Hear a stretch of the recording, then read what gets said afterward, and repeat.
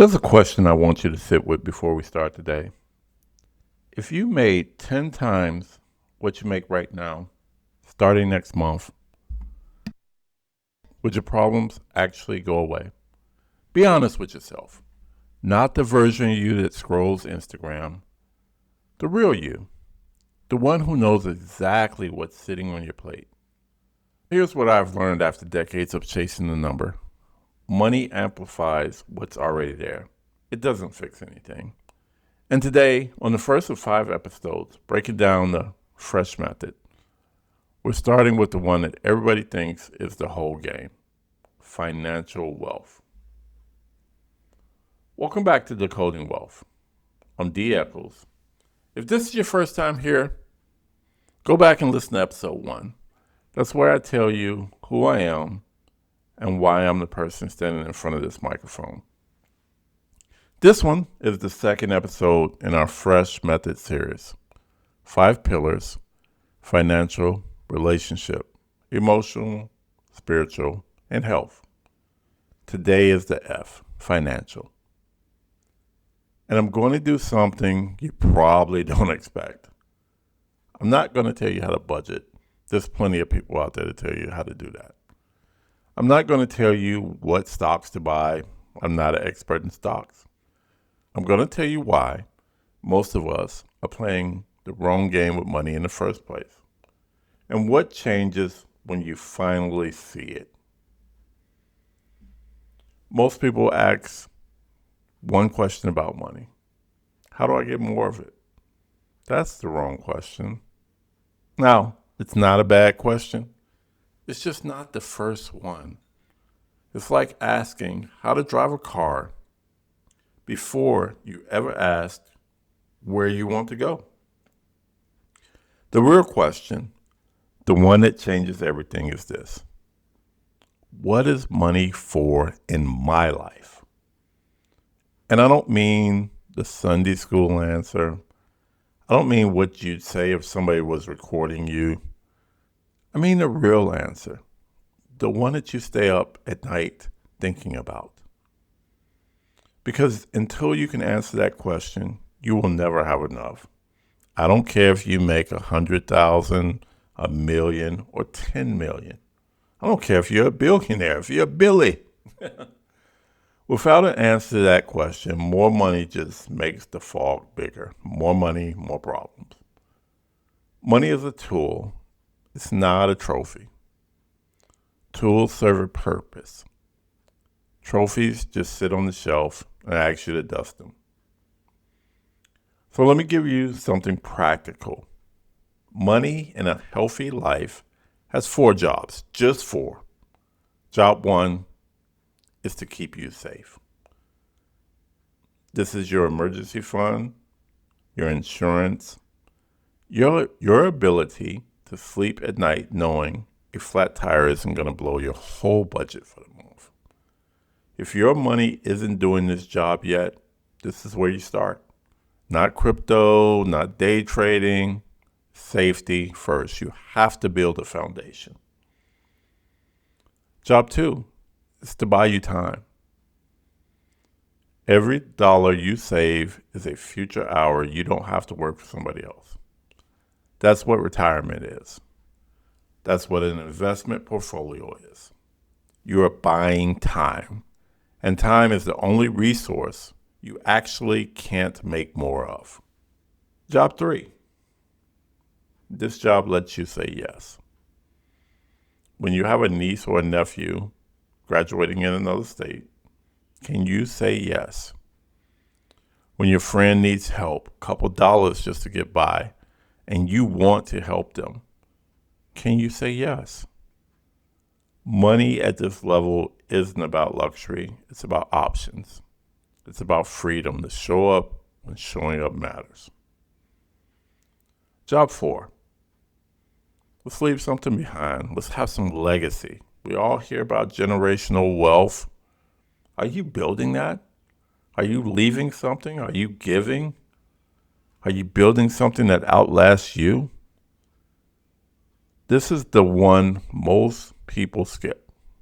And it's the one that brings most meaning. a house that's paid off for your kids, a scholarship in somebody's name, a business that hires people in your community. This is wealth that speaks after you stop talking. If your money isn't doing one of these 4 jobs, it's just sitting there. It's just dwindling away. And with inflation, it's actually becoming less. Money sitting is the most expensive kind. I want to tell you about a specific paycheck. I'm not going to tell you the number, and I've talked about this a little bit in episode 1, but I'll tell you this. It was the biggest W-2 paycheck that I ever had at this point in my career. I just stepped into a bigger role in the trucking industry. More responsibility, more team, more problems to solve, and more money reflected it. The direct deposit hit. I checked my account, and I remember leaning back in my office chair and thinking, okay, I made it. 48 hours later, wasn't as happy as I thought it was going to be about it. Not because something went wrong, because really nothing changed. My blood pressure didn't go down. The tension in my shoulders didn't go away. The conversations I had been avoiding with people who mattered, those conversations were honestly still being avoided. The same man looked back at me in the bathroom mirror. That's when I understood something I hadn't understood before. I have been using money as a drug. Every raise was a hit. Every bonus was a hit. And like any drug, the hit got shorter every time. Somebody here listening has been chasing a hit for a long time. So what I did next, I did something I hadn't done in years. I asked myself, and I mean I seriously asked myself, what would I actually want this money to build? Not that I was supposed to want. What would I actually want? And the answer surprised me. I really didn't want a bigger house. I wanted a paid off house. I thought I wanted a fancier car. That's not what I wanted. I wanted to be able to go on trips. I didn't want to look rich. I wanted to be at peace. Once I had those answers, the money started working differently. Every decision had a filter. Does this dollar make me safer? Buy me time? Let me say yes, or build me something that lasts? If none of those, I wasn't spending it, and I wasn't earning more just to stockpile it either. Well, let me be honest with you. I've had some bumps along the way. Everybody does. I've had some times or some seasons where I didn't really follow this philosophy. But I'm learning how this philosophy now works for me and how it can work for everybody else. So that's the shift. That small internal shift was worth more than every raise I'd ever gotten. So here's what I want you to do after this episode. 3 questions. Write them down for me, or write them down for yourself, most importantly. And when you're writing them down, answer them honestly. This is your financial wealth baseline.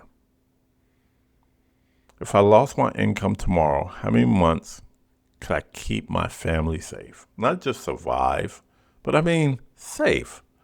Lights on, roof over my head, food in the fridge, not panicking. Most people don't know that number. I think it's time for you to go find it. Question 2. Of the last $10 I spent, not counting bills, what was I actually buying? Was I buying safety, time, the ability to say yes, legacy? Or was I buying a feeling? Was I depressed and out just spending money? Was I feeling bad, spending money on eating? Was I taking trips to make me feel better? Just trying to feel something money couldn't feel. And honestly, if that's what you're doing with your money, you're just chasing a feeling that lasts very short, going back to it's just another hit of a drug. If my money was a tool instead of a trophy, what would it be building right now? Name it out loud. Not more money, not playing the lottery to get more money, because that's a pipe dream.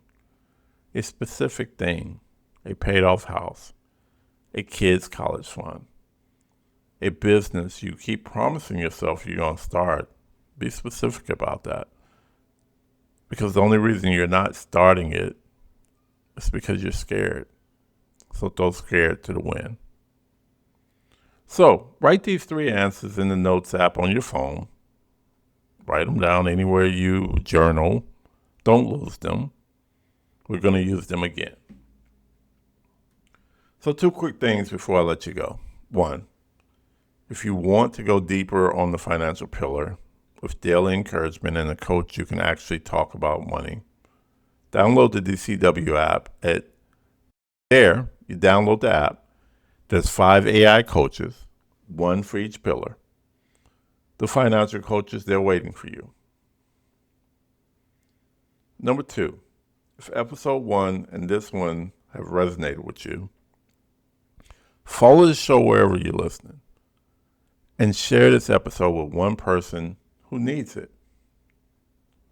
You know who they are. Just text them. Share the show. I'm D. This has been Decoding Wealth, episode 2, the financial pillar.